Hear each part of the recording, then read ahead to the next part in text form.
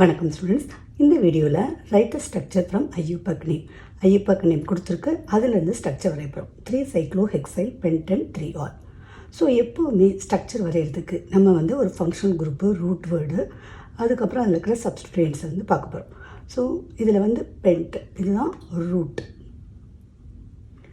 அப்புறம் function group இருக்குது, அது தேர்ட் பொசிஷனில் இருக்குது.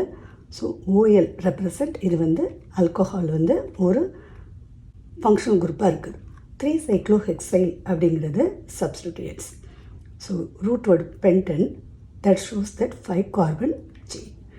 அப்போ 3, 4, 5 மெம்பர் கார்பன் செயின் வரைகிறோம்.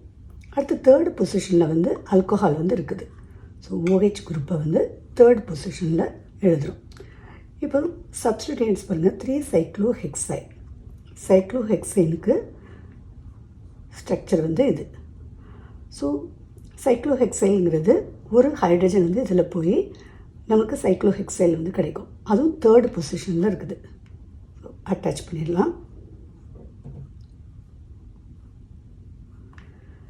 மீதி இருக்கிற எல்லாத்துலேயும் நம்ம ஹைட்ரஜன் ஆட்டத்தை வரைகிறோம். ஏன்னா பென்டன் இது ஏஎன் இருக்கிறதுனால திஸ் ஷோஸ் தட் எல்லாமே சிங்கிள் பாண்ட் தான். ஸோ CH3 CH2 இதில் இருக்கிற H2க்கு பதில் தான் ஒன்றில் சைக்ளோஹெக்சைல் குரூப்பும் ஒன்றில் OH குரூப்பும் அட்டாச் ஆகிருக்குது.